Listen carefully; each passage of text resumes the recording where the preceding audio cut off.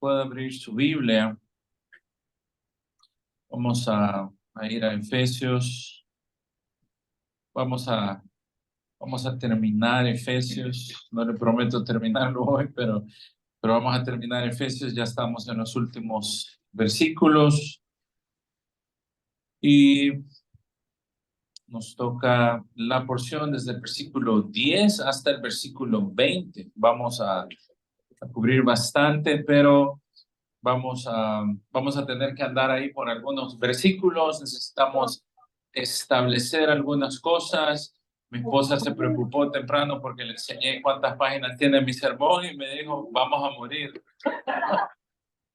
Pero no se preocupe, vamos a estar bien, hermano. La tablet me lo alteró y entonces salían 72 páginas. Hasta yo me asusté. Dios mío, yo no hice esto. No sabía qué pasaba. Ya lo arreglé, lo bajamos a la mitad, hermano. Así que hágale ahí. Efesios capítulo 6, versículo 10 en adelante. Dice la palabra de nuestro Dios. Por lo demás, hermanos míos, fortaleceos en el Señor y en el poder de su fuerza, vestidos de toda armadura de Dios, para que podáis estar firmes contra las acechanzas del diablo. Porque no tenemos lucha contra sangre y carne, sino contra principados, contra potestades, contra gobernadores de las tinieblas de este siglo, contra huestes espirituales de maldad en regiones celestes. Por tanto, tomad toda la armadura de Dios para que podáis resistir en el día malo. Y habiendo acabado todo, estar firmes. Estad pues firmes, ceñidos vuestros lomos con la verdad, y vestidos con la coraza de justicia, y calzados los pies con el apresto del evangelio de la paz. Sobre todo, tomad el escudo de la fe, con que puedas apagar todos los dardos de fuego del maligno. Y tomad el yelmo de la salvación y la espada del Espíritu, que es la palabra de Dios, orando en todo tiempo con toda oración y súplica en el Espíritu, y velando en ello con toda perseverancia y súplica por los santos y por mí, a fin de que al abrir mi boca me sea dada palabra para dar a conocer con denuedo el misterio del Evangelio, por el cual soy embajador en cadenas, que con denuedo hable de él como debo hablar. Oramos al Señor. Padre, te alabamos, Señor, te bendecimos, te exaltamos, queremos venir delante de ti en oración, en súplicas. Padre, oramos que pueda ser tu Espíritu quien nos permita entender cuál es el plan de acción del maligno, pero que también nos permita entender qué es lo que tú esperas que tu iglesia pueda hacer para hacer frente en contra de la maldad, Señor, y en contra de Satanás y sus huestes. Señor, sabemos que la vida cristiana solamente puede ser vivida a través de tu Espíritu, únicamente puede ser vivida a través de tu palabra, de la oración, de la constante exposición a ti, Señor, y una relación personal que cada uno de nosotros debe tener contigo. Y oro, Señor, que a través de tu palabra, a través de lo que este pasaje nos enseña, nos permitas entender, Señor, cómo en la lucha espiritual, Señor, muchas veces estamos solos, solo eres tú con nosotros, pero al mismo tiempo, Señor, nos enseñas que tenemos que ser como un ejército, el cual intercede los unos por los otros, en el cual como un cuerpo, como tu pueblo, Señor, oramos y obramos para estar fuertes y hacerle frente al enemigo, Señor. Señor, te doy gracias por cada uno de mis hermanos y oro que en sus corazones puedan tener la claridad, puedan tener la paciencia, la lucidez para poder aprender de este tema, aunque es un poco largo y a veces quizás podemos caer hasta en duda. Señor, que pueda ser tu palabra la que nos guíe y que pueda ser tu espíritu el que nos convenza de las necesidades de estas cosas, Señor. Padre, gracias por el tiempo y permite que cualquier distracción o, por qué no decirlo, cualquier ataque del enemigo se le pueda ser quitado por medio de la proclamación de tu palabra, Señor. Oramos todo esto en Cristo Jesús. Amén. Bueno, hermanos,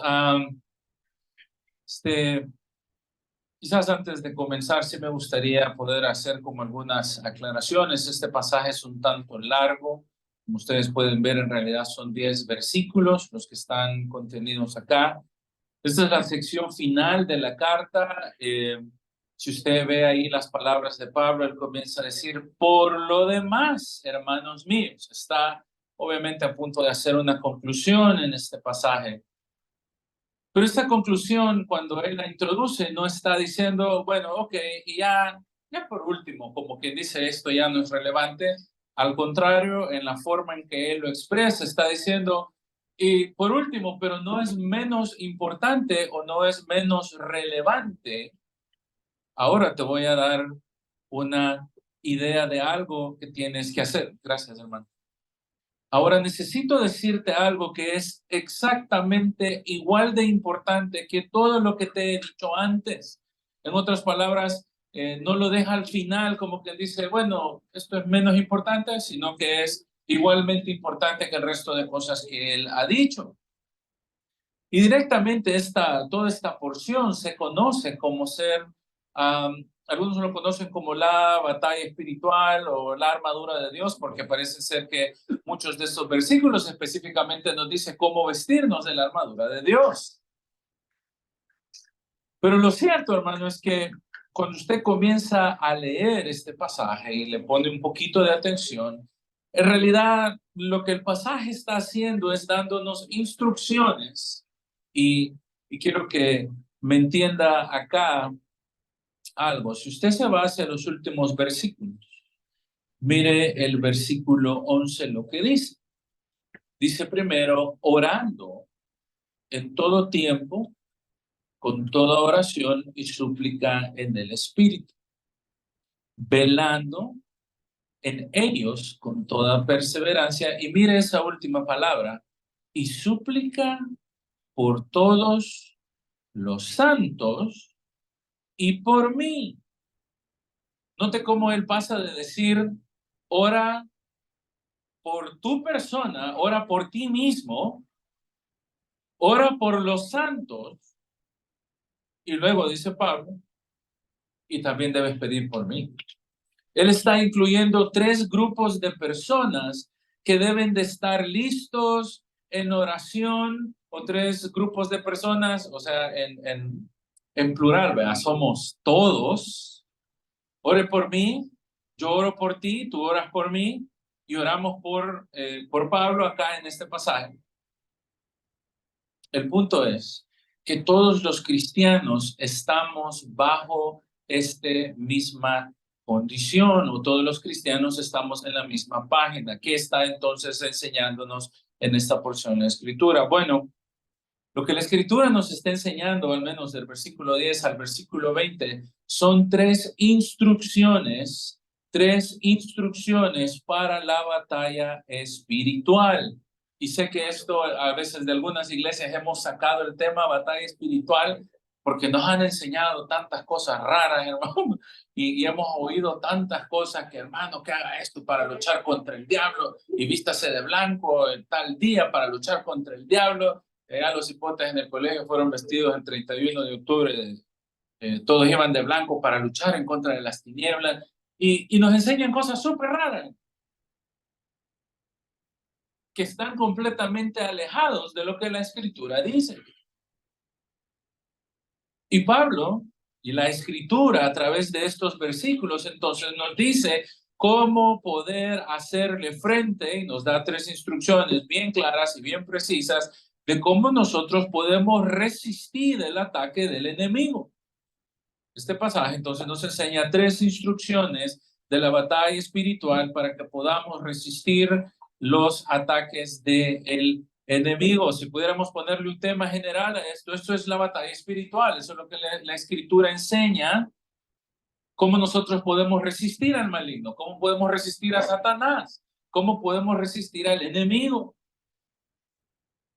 ¿Saben? El pasaje comienza ahí de una sola vez advirtiéndonos entonces qué es lo que tenemos que hacer. Pero déjenme contarle algo.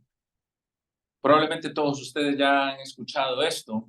El 6 de junio de 1944, para todos aquellos que les gusta la historia, 6 de junio de 1944, no fue el cumpleaños de ustedes, hermano.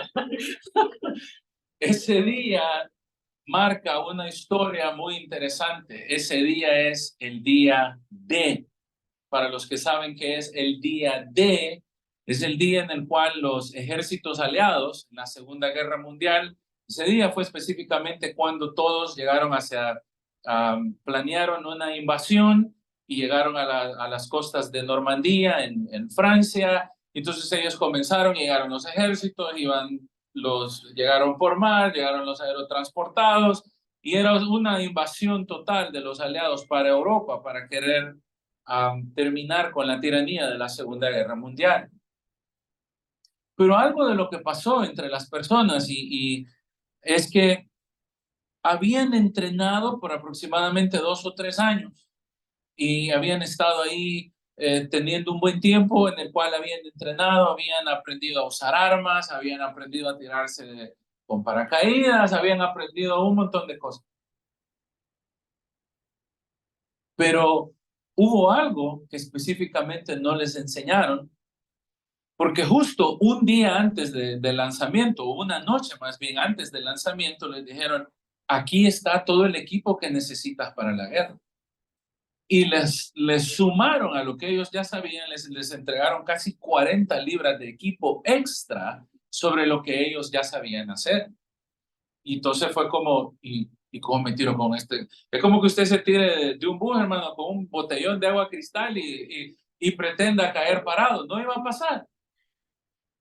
Se subieron al avión, se tiraron y en el camino comenzaron a pasar los accidentes. Las armas salieron volando, volaron las mochilas por un lado, otra gente no pudo con el peso, y cuando cayeron en los que se tiraron en paracaídas, cuando cayeron algunos quebraron sus piernas. Fue un desastre para aquellos que eran paracaidistas.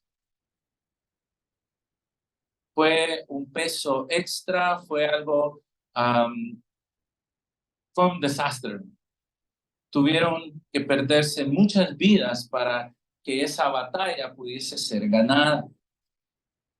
Y a medida ellos fueron tomando terreno, una de las claves para poder vencer a los alemanes fue que ellos fueron encontrando en diferentes lugares los mapas de a dónde ellos tenían sus ubicaciones. Y solo fue con esta forma en que ellos pudieron conocer cuál era el plan del enemigo en esa guerra que ellos estaban librando. En otras palabras, si ellos no hubieran conocido el plan del enemigo, no hubieran podido avanzar. Si ellos no hubieran estado preparados, y eso que se prepararon muy bien y aún así fue difícil, ellos no hubieran podido ganar esa batalla. Y esto se lo digo como una ilustración, porque creo que este pasaje hace exactamente lo mismo. Pablo nos dice que nosotros, la Escritura nos enseña que los cristianos vivimos en una batalla, y es una batalla continua, aunque nosotros no nos damos cuenta, pero estamos en medio de una batalla espiritual. Y muchas veces simple y sencillamente no lo conocemos, o quizás nunca nos hemos puesto a pensar en esto. Y entonces no solo batallamos con nuestras propias tentaciones como creyentes, no solamente batallamos con nuestra propia concupiscencia, según lo que enseña Santiago, sino que aparte de que tenemos que batallar con nosotros mismos y nuestros deseos y negarnos a nosotros mismos todos los días y morir a nosotros mismos por querer seguir a Cristo y vivir en santidad, aparte tenemos a alguien más que nos está haciendo la guerra, y es el enemigo. Y sé, y lo entiendo, y yo soy un poco curioso, y me he percatado, a veces leo comentarios y la gente dice, no, es que Es que el diablo no hace nada, somos nosotros mismos. Y creo que eso es incorrecto. En realidad la Biblia dice que tenemos nuestras propias luchas, pero aparte de mi propia lucha, Satanás está queriéndome echar zancadilla. Me quiere destruir. Bueno, no me quiere a mí, lo quiere a usted destruir. Nos quiere destruir a todos. Y si nosotros entendiésemos en realidad cuál es la maquinación de Satanás, en otras palabras, si pudiésemos poner claramente lo que él hace, y si usted pudiese entender como creyente lo que él hace, lo que él intenta hacer para destruirnos constantemente, porque esto no es que allá cada 6 meses va a tener ahí un ataque o una tentación que Satanás se la puso ahí enfrente. No, hermano. Esto es algo que siempre está pasando. Si usted, solo ahí para que tenga una idea, acá una de estas palabras, en el versículo 11, dice, vestidos de toda la armadura de Dios para que podáis estar firmes contra las acechanzas de el diablo. Esa palabra acechanza en realidad significa planeación. En otras palabras, Satanás y los demonios han hecho un plan para poderlo hacer caer a usted y a mí, para destruirnos, para destruir esta iglesia, para destruir las iglesias, para destruir todo aquello que huela al Señor o todo aquello que busque cumplir la voluntad de Dios. Satanás ha diseñado plan o ha hecho diferentes planes para hacernos caer, para avergonzar el evangelio, para que nosotros podamos hacer un ridículo de nuestra fe, para que la gente pueda incluso blasfemar el evangelio. Ese es el propósito final de él. De que la gente al ver lo que está pasando diga, yo no creo en ese evangelio, no puedo creer en estos hermanos, no puedo creer en esta iglesia. Y debería tomarse muy en serio esta palabra, hermano. Porque lo que esa palabra implica, acechanzas del diablo, tal vez si conoce esta palabra, un esquema es como un mapita, es como una planeación, una planificación. Lo cual implica que ese plan conoce muy bien a quién está atacando. Y está diseñado exactamente a la medida para hacernos caer a cada uno de nosotros. Yo sé que nuestras tentaciones probablemente sean completamente diferentes. A usted no lo tienta una triple queso burguesa. A mí sí. Y yo la veo, Dios mío, apártate de mí, Satanás. Pero ese caigo, hermano. Usted quizás no cae con eso, usted quizás le gustan más los taquitos o vea alguno, o la carne asada, no sé. El punto es que de alguna forma, que la escritura no nos lo dice claramente, es que el maligno y la maldad tienen un plan diseñado siempre para poderlo hacer caer a usted y para poder hacerme caer a mí, para que usted pierda su gozo, para que usted pierda la fe, para que usted comience a blasfemar al Señor, para que usted cuestione lo que Dios está haciendo en su vida, para que usted comience a ser un cristiano que vive en completa amargura, como aprendíamos en nuestro discipulado, para que usted sea un cristiano que ya ni siquiera quiere orar porque está enojado con el Señor y usted se convierte en este tipo de cristiano que está ahí amargado y ¿por qué? ¿Por qué todo esto? ¿Por qué me pasa a mí? Y su corazón se llena de amargura en vez de poder glorificar y exaltar al Señor por la obra que ha Él hecho por usted en la cruz. Es más, el plan no solo lo incluye a usted. En algunos de estos pasajes o en algunos de estos versículos, él parece incluso sugerir que nuestra misma cultura está plagada de lo que Satanás ha diseñado. Si usted regresa un poquito ahí al capítulo 1, en el capítulo 2, ahí en el capítulo 2 de Efesios, Pablo nos cuenta un poco, o el Señor guiando al Espíritu Santo para guiar a Pablo, nos dice que el mundo está bajo el poder del maligno. dice que nosotros estábamos muertos en delitos y pecados, o por decirlo en otra forma, todo incrédulo está muerto en sus delitos y en sus pecados. Versículo 2. El incrédulo camina, ve ahí que dice, anduviste en otro tiempo, el incrédulo camina en esa muerte y en esos pecados. Y sigue la corriente del mundo. Eso significa la cultura, las modas y todo lo que este mundo ha diseñado. ¿Por qué? Versículo 2. Porque esto está diseñado a la medida, eso significa ahí la palabra conforme. El mundo está diseñado a la medida del príncipe de la potestad del aire, que es el espíritu que ahora opera en los hijos de desobediencia. Estos hijos de desobediencia no son cristianos rebeldes. Ahí, hijos de desobediencia significa personas cuyo padre y cuya madre es la desobediencia. En otras palabras, son personas que son incrédulas. Y dice ahí, versículo 3, que nosotros vivimos de esta forma en algún tiempo.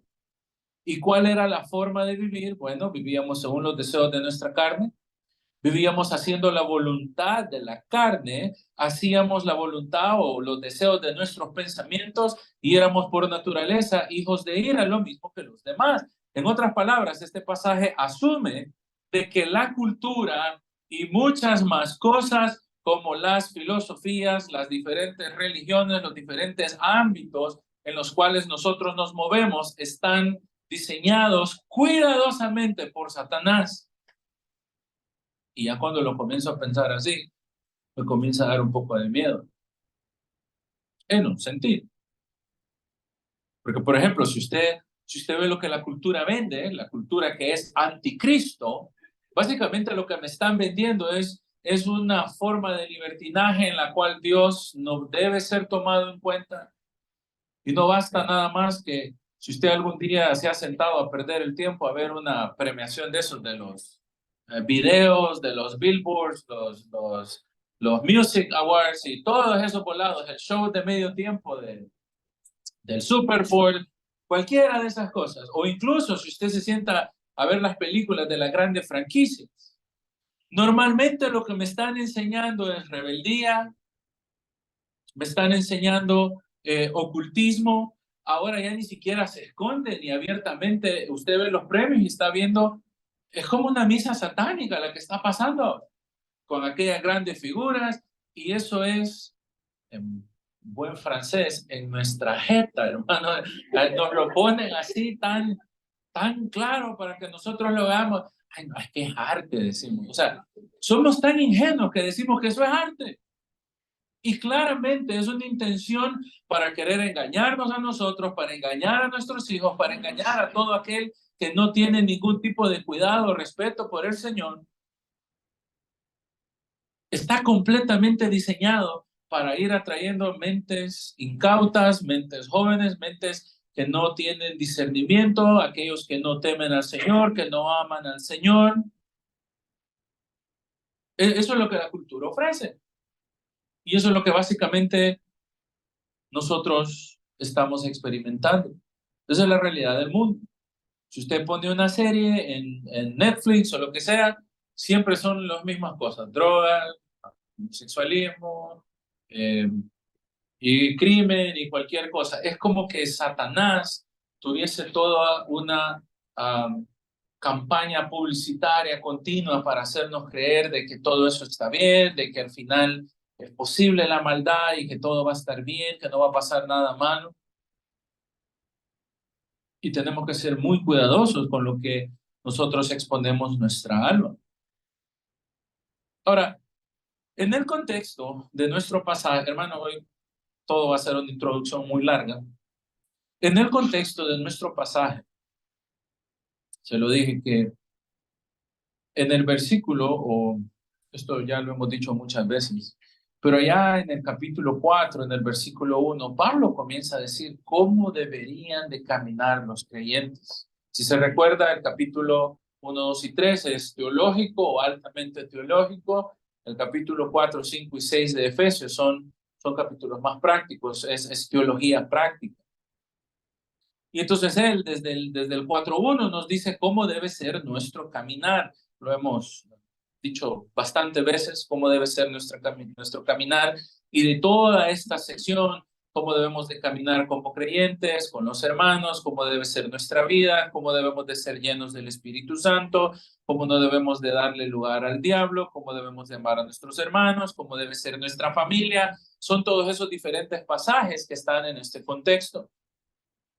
Y luego entonces llega, como le dije, a decirnos, bueno, esto es por último, pero no es menos importante, que tú debes de fortalecerte en el Señor, y nos dice cuál es la fortaleza que nosotros podemos tener en el Señor, que es básicamente vestirnos con la armadura de Dios. Esa es la fortaleza que nosotros podemos tener en el Señor, porque ya en el capítulo 4 nos dice, y esto es muy similar a lo que el pastor Mauricio estaba enseñando la semana pasada, cómo los creyentes nos vestimos del nuevo hombre. Si usted ve ahí en el capítulo 4, versículo 17, dice, esto pues digo y requiero que ya no camines como un gentil. ¿Por qué? Porque el gentil anda en la vanidad de su mente, tiene el entendimiento entenebrecido, es ajeno a la vida de Dios, es ignorante, tiene un corazón duro, eso es un incrédulo.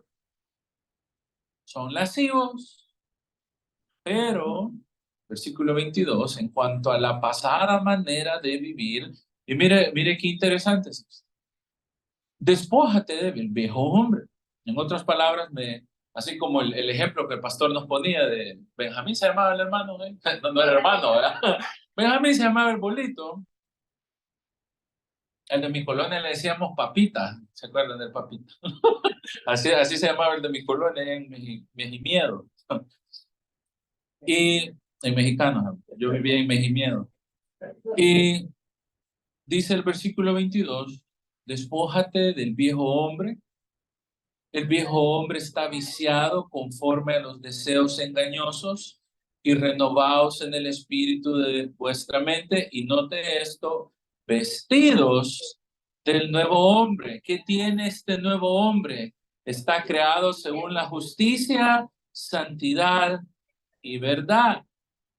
Son tres características: justicia, santidad y verdad. Entonces, si usted pasa ahora a su pasaje, al pasaje que estamos estudiando, dice, por lo demás, hermanos míos, fortaleceos en el Señor y ahora vestidos de toda la armadura de Dios.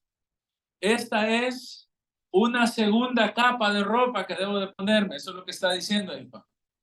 Ya me vestí del nuevo hombre, que su característica es santidad, justicia, verdad, y entonces ahora el nuevo hombre, el cristiano, está lleno de esas tres cosas, no porque las ha ganado, sino porque han sido otorgadas por los méritos de Cristo, y entonces ahora el cristiano tiene que seguir hacia adelante, y ahora el cristiano se va a encontrar en su vida con la realidad de que ser cristiano puede ser difícil, que ser cristiano representa muchas veces retos, no solo por nuestras propias tentaciones o por nuestras propias debilidades, sino porque tenemos un enemigo que nos odia a muerte y nos quiere destruir a cada uno de nosotros, que es Satanás y sus demonios.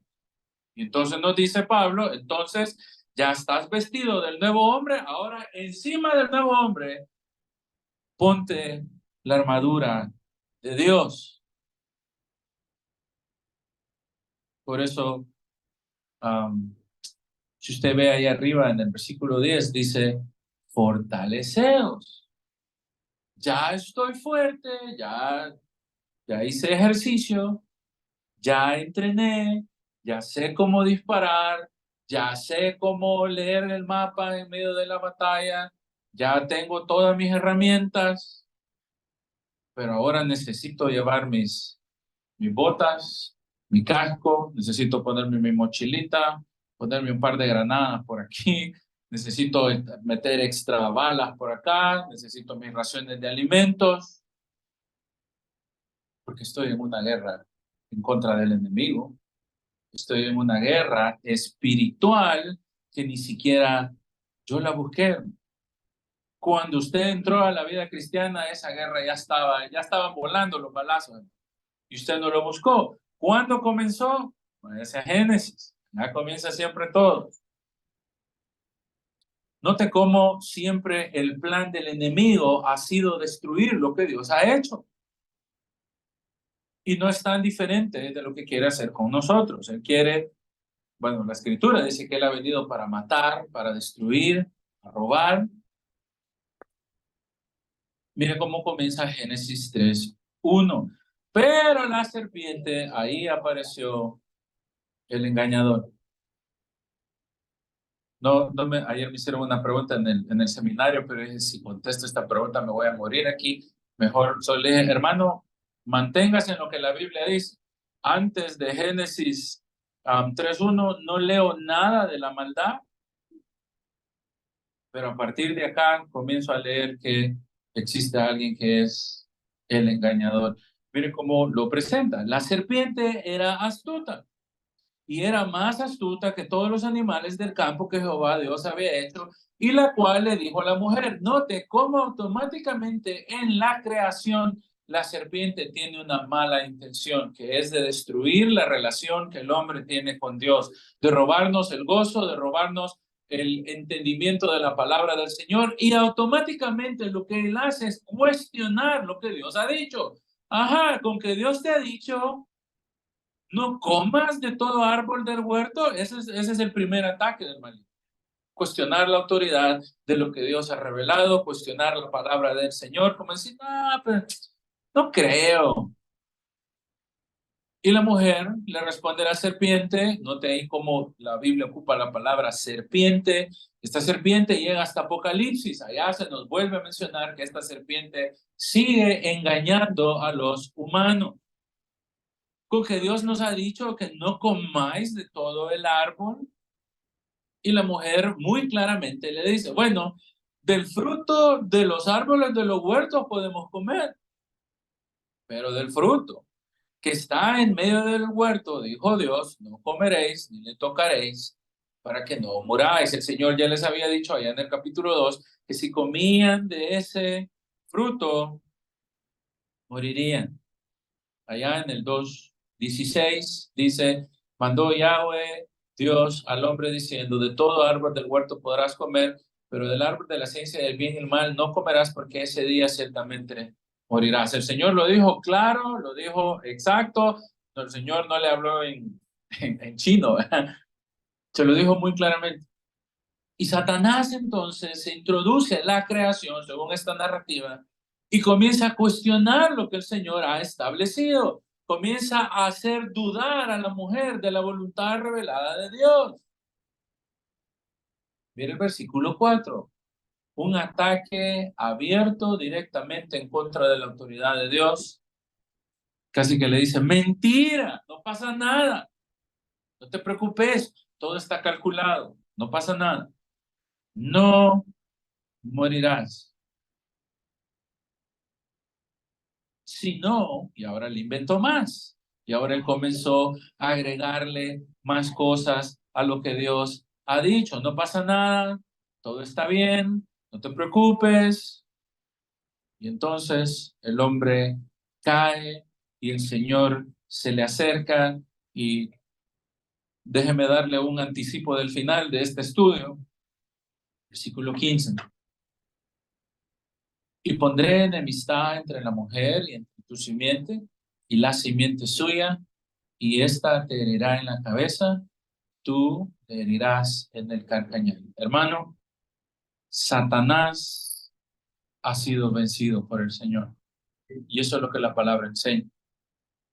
Está vencido, y lo único que pasa al presente, o que lo que nosotros experimentamos, es que por algún tiempo Satanás tiene la capacidad de poder querernos hacer caer, de poder querer trastornar lo que Dios ha determinado, pero al final, que es lo que Apocalipsis nos revela, Él está vencido, está destruido, pero ahorita tiene algún tiempo para querer engañarnos, para querer hacernos caer. Pero la batalla siempre ha existido. No es una batalla que de repente comenzó, no, siempre ha estado ahí, la batalla siempre ha estado activa. Primera de Juan, capítulo 5, versículo 19, dice, y sabemos que somos de Dios y el mundo entero está bajo el maligno. Nosotros pertenecemos a Dios. Tú, hermano, perteneces al Señor, pero el mundo le pertenece al maligno. Pero nosotros vivimos en medio de este mundo.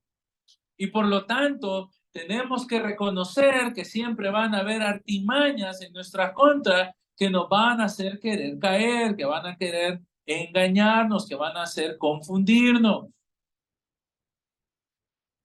La pregunta no sería si en realidad algún día va a venir la tentación o algún día va a venir el ataque del maligno. La pregunta es, ¿cuándo va a venir?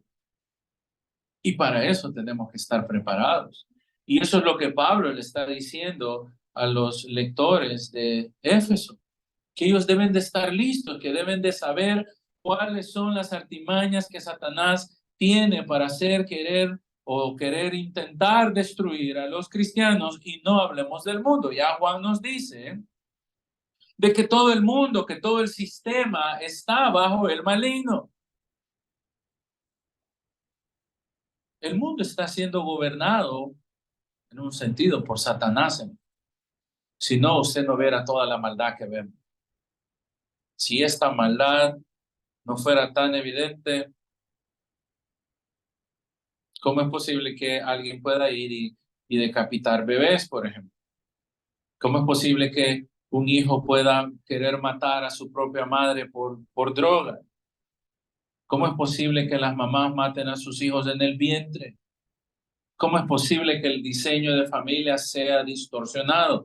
Eso significa que el maligno opera en este mundo y el mundo le pertenece a él.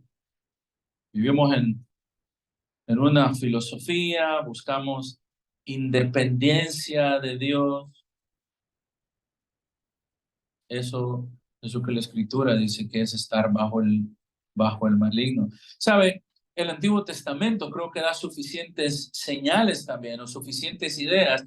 Desde el Antiguo Testamento esto ya estaba pasando. Si usted, por favor, busca Levítico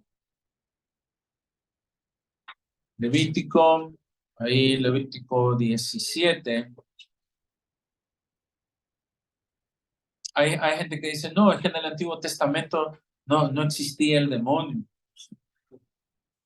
¿Ve que no? Mire lo que dice Levítico 17:7. Gracias, todo estoy votando. Gracias, hermano, perdón. Levítico 17:7. Note cómo pero justo después del día de la expiación o del famoso Yom Kippur, justo después el Señor le advierte al pueblo que debe de tener mucho cuidado en cómo ofrecen sus sacrificios. Dice, versículo 6, el sacerdote esparcirá la sangre sobre el altar de Jehová, a la puerta del tabernáculo de reunión, y quemará la grosura en olor grato a Jehová. Y note esto.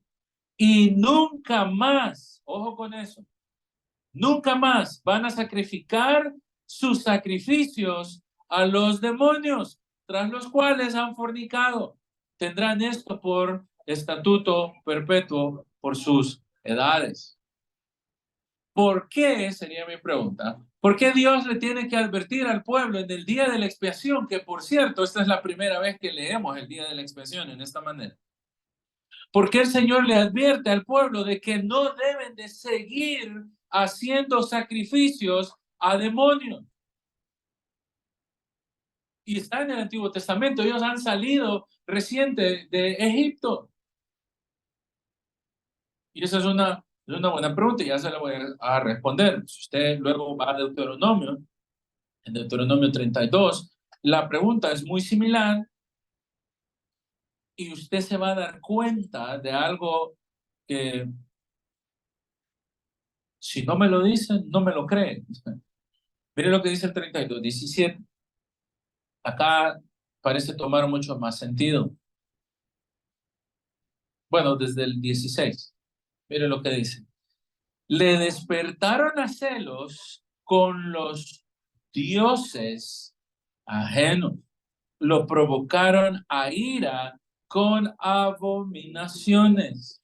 Sacrificaron a los demonios y no a Dios. Mire cómo el versículo 17 parece explicarse. A dioses que no habían conocido, a nuevos dioses venidos de cerca que no habían temido vuestros padres. Note lo que Moisés está haciendo acá. Está diciendo que el sacrificio a los dioses ajenos es equivalente a sacrificarle a los demonios. En otras palabras, cuando Israel se sumía en idolatría, cuando Israel le presentaba a sus hijos a Moloch, por ejemplo, y los pasaban por el fuego, cuando ofrecían sus hijos en sacrificio a Baal, cuando ellos adoraban a la diosa del cielo, que era Astarot, o cuando ellos se inclinaban delante de cualquier deidad de las diferentes regiones o diferentes culturas, en realidad ellos lo único que podían ver es que ellos supuestamente estaban adorando a esos dioses, ¿sí? Eso es lo que se ve por encima. Pero en realidad lo que el pasaje está aclarando es que estos dioses no eran dioses, sino que en realidad estaban rindiendo culto a los demonios. Si me lo entienden de esta forma. Lo que Moisés parece estar diciendo es que cada vez que ellos adoraban a un dios X, en realidad detrás de eso lo que había era un espíritu satánico o un espíritu demoníaco que estaba agarrando los ojos de los hombres en vez de poder ver a Jehová Dios, a que vieran a todas esas deidades. ¿No me cree? Mire lo que dice el Salmo 106. Es exactamente la misma idea. Acá el escritor del Salmo 106 lo que está haciendo es un recuento del tiempo que Israel pasó en el desierto, y en el Salmo 106 parece quedar un poco más claro, porque intercambia la palabra adoración falsa con demonio. Mire cómo está ahí hablando de la rebeldía de Israel. Versículo 6 dice, pecamos nosotros como nuestros padres, hicimos iniquidad, hicimos impiedad. Nuestros padres en Egipto no entendieron tus maravillas, no se acordaron de la muchedumbre de las misericordias, y el Señor entonces ahí los anduvo por todo un camino difícil. Versículo 21, perdón, 20, cambiaron su gloria. Note esto. Bueno, desde el 19. Hicieron becerro en Horeb. ¿Se acuerdan del becerro de que Moisés baja y se enoja y dice, no, papá, hoy se me van todos? Moisés baja un poco molesto. Ellos hicieron un becerro, se postraron ante una imagen. ¿Cuál es el problema de eso? Que esa imagen, Dios les dice que no se hagan imagen y semejanza de nada. Sin embargo, ellos quieren seguir adorando imágenes y le atribuyen algún tipo de deidad. Entonces, dice el versículo 20, cambiaron su gloria por la imagen de un buey que come hierba. Olvidaron al Dios de su salvación, que había hecho grandes grandezas en Egipto. Luego dice que el Señor quiso juzgarles. Versículo 28. Se unieron a sí mismo a Baal, peor. Esa es otra de las variaciones de las deidades que ellos adoraron. Y comieron los sacrificios de los muertos. Provocaron a la ira de Dios con sus obras, y se desarrolló mortandad entre ellos. Entonces se levantó Fines e hizo juicio, y se detuvo la plaga, y le fue contado por justicia de generación en generación para siempre.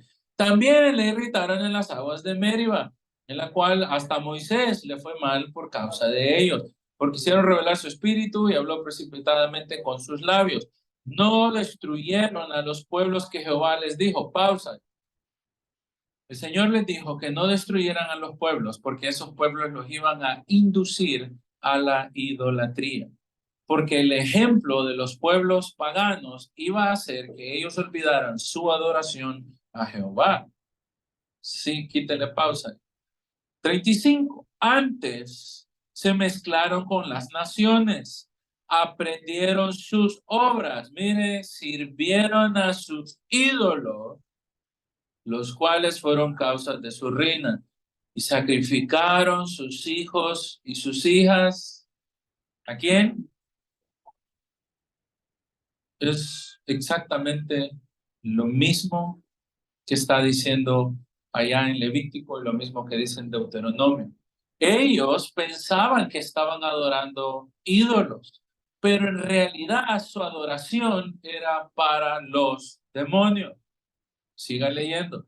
Derramaron la sangre inocente, la sangre de sus hijos y de sus hijas que ofrecieron en sacrificio a los ídolos de Canaán, y la tierra fue contaminada con su sangre. Versículo 40, por eso se encendió la ira de Yahweh. O sea, el punto es, de lo que le estoy queriendo explicar, es que cada vez, o solo en estos 3 versículos, lo dice directamente la palabra demonios.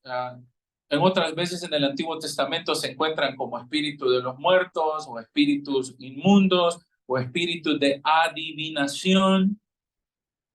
Pero siempre está relacionado que detrás de eso, en otras palabras, si esto es un Dios, ¿verdad? Si esto fuera un diosecito, Israel solo adoraba a este Dios, pero detrás de este Dios, en realidad lo que había era una figura demoníaca. No sé si me entienden eso. ¿Sí? ¿Sí se entiende? Aplíquelo al presente. Detrás de cada cosa que desvía nuestros ojos del único Dios verdadero, lo que hay es un demonio, hermano. Y sé que puede sonar un poco, uy, hermano, usted salió justo de la Edad Media. Hermano, eso es lo que la Escritura enseña. Y no tenemos por qué tener miedo de decir lo que la Escritura dice. Hace algún tiempo una persona me hizo un comentario y yo lo pensé por mucho tiempo y nunca le encontré explicación, y decía que cuando alguien iba a la India, y esto ha sido un tema para risa, para conversación, etcétera, decía que cuando alguien va a la India, parece ser que los demonios fluyen más ahí. Y a mí, yo dije que me siento un poco ignorante ese comentario. No sé, me pareció un poco raro. Pero cuando usted comienza a leer un poco más sobre la historia y las cosas que hacen en estas culturas, a donde una rata es un dios y le rinden adoración, a donde un mono es una deidad, a donde una vaca es una deidad. O sea, no se trata de que, uy, la vaca es mala.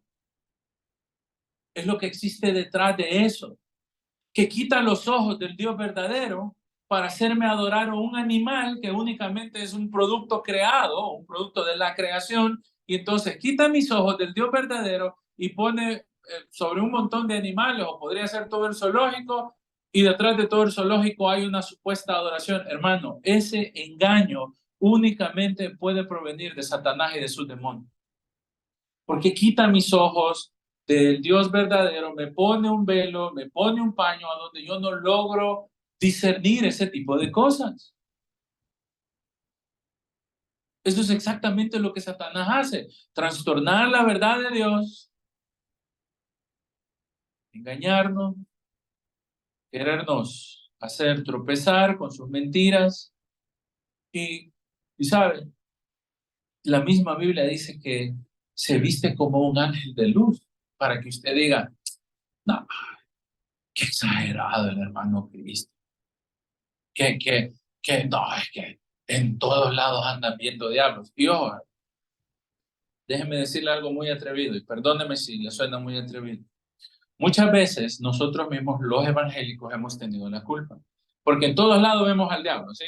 Mira, eso es del diablo, eso es del diablo, y todo es del diablo. Y yo le dije a unos hermanos ayer, pero no ven al diablo que está vestido predicando. ¿No estás hablando de mí? Escucha, bueno, escuchamos falsos maestros y no podemos detectar que detrás de esa mentira hay un espíritu demoníaco operando, engañando al pueblo de Dios. No detectamos cuando escuchamos evangelio social, por ejemplo, que quitan la obra de Cristo y hacen la obra de Cristo hacia un lado, y entonces el Cristo más el fusil igual salvación o evangelio. Esa es una mentira demoníaca.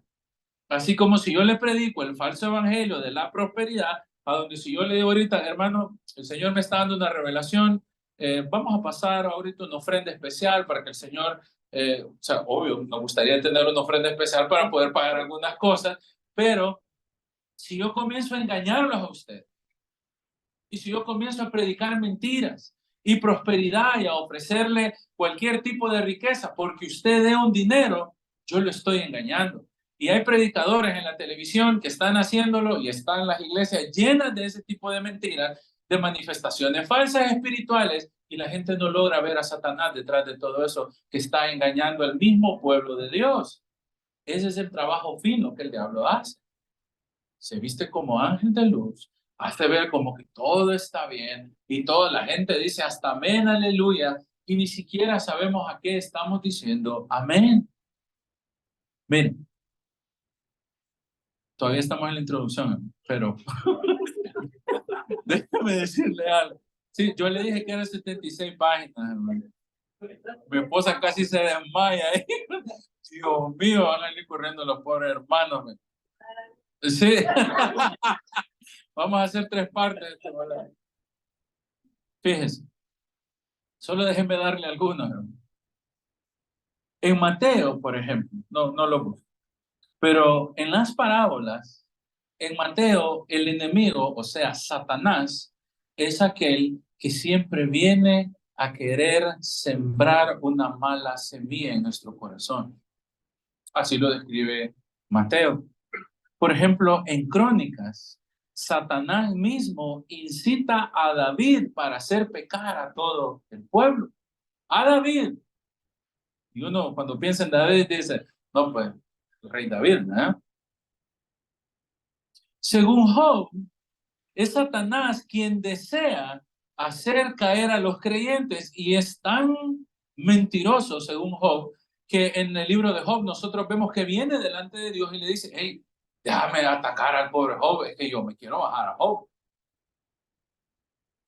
En Zacarías, según el libro de Zacarías, Satanás está siempre acusando al pueblo de Dios de que el pueblo de Dios es culpable de pecado. El diablo es tan mentiroso que según Mateo aún tuvo el atrevimiento de querer engañar a Cristo mismo. Se le presentó, lo tentó y lo tentó con aquellas necesidades físicas que Cristo tenía humanamente. Tenía hambre, estaba cansado y llegó y ¿qué tal si te comes un pancito? Pues, oh, solo convertirlo ahí, no te preocupes, no pasa nada. Fue el mismo Satanás quien poseyó a Judas para vender a su Salvador.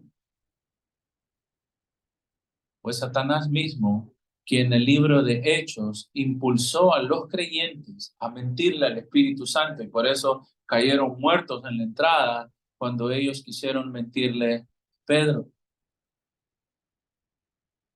En el libro de Corintios dice Pablo que fue Satanás mismo quien ha engañado los sentidos de los hermanos y en el contexto hay una tentación sexual.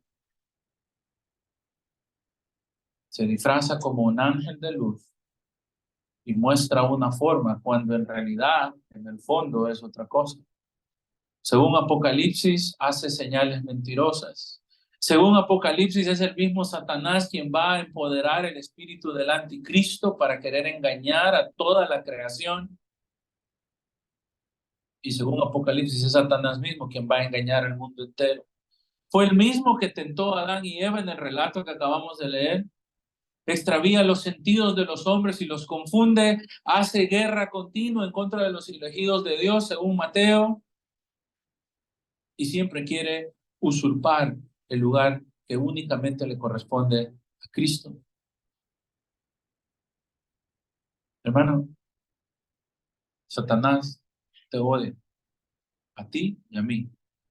Odia a la iglesia, odia todo lo que huela a Cristo, quiere destruirnos, quiere robarte el gozo, quiere destruir a tu familia, te odia a muerte, quiere matarte. Y es únicamente Dios quien nos puede proteger de eso.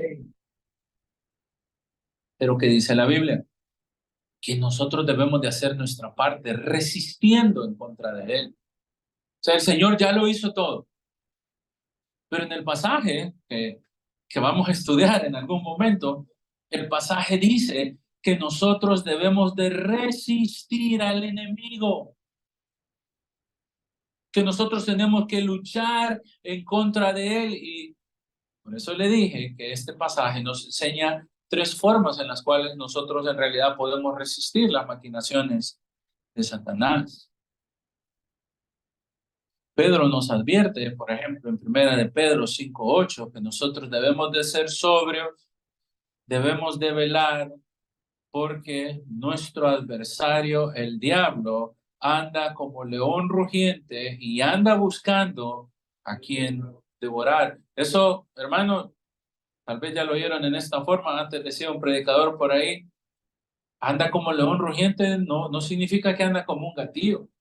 No, anda con hambre y anda deseoso de hacernos caer, de destruirnos, y por eso el apóstol Pedro nos advierte que tenemos que ser sobrios, que tenemos que estar velando. El versículo 9 de 1 de Pedro 5:9 dice, y tenemos que resistirle,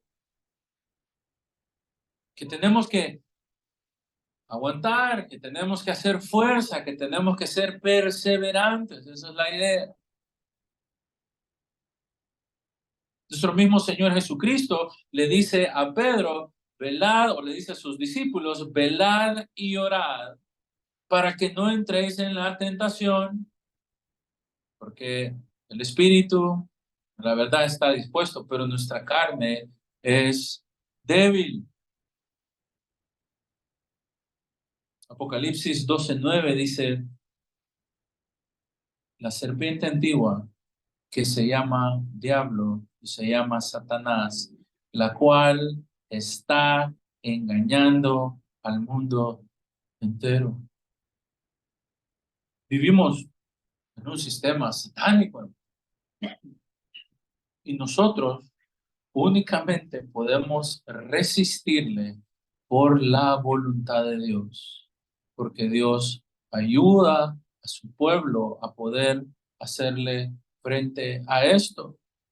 Jesús mismo lo dice en Juan 8:44, acusando a los fariseos, vosotros sois de vuestro padre el diablo, y los deseos de él queréis hacer, porque él ha sido un homicida desde el principio, y no permanece en la verdad, porque no hay verdad en él. Si nosotros, hermanos, no nos preparamos para esta batalla, eventualmente vamos a caer.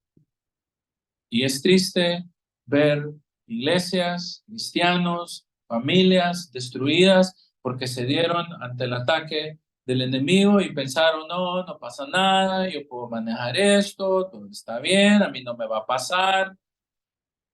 La Escritura lo enseña muy claramente. Dice entonces Pablo, si regresa ahí a Efesios, por lo demás, hermanos míos, no quiero que ignoren que esto es extremadamente importante. Por lo tanto, fortalécete en el Señor y en el poder de su fuerza. Note, ahí específicamente es un mandamiento. Está diciendo, deben de fortalecerse en el Señor. Si hay algo de fuerza en el creyente, ahora el cristiano está llamado a fortalecerse. Si ya había algo de músculo, tome más proteína, tome más vitamina, coma mejor, haga más ejercicio, siga practicando, siga perfeccionando el arte. Fortalécete en el Señor. Me gusta cómo como lo pone ahí cuando dice fortalécete. ¿En quién? Está diciendo el Señor es tu fortaleza. Debes de llenarte del Señor, debes de estar completamente lleno del Señor.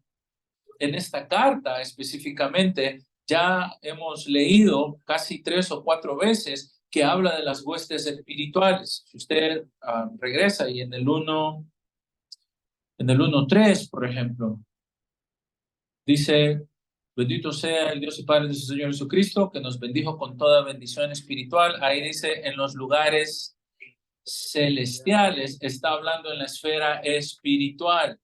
Esa es la idea, y en una esfera espiritual. Luego en el 20 dice que la fuerza operó en Cristo y le resucitó a Cristo dentro de los muertos y le sentó a la diestra en los lugares celestiales. Está diciendo Cristo ha sido puesto por alto en un lugar espiritual y Cristo ha vencido sobre todo, mire ahí versículo 21, principado, autoridad, poder y señorío sobre todo nombre que se nombre. Ahí específicamente está diciendo que el Señor ha vencido a los espíritus malignos, que el Señor está por encima de eso.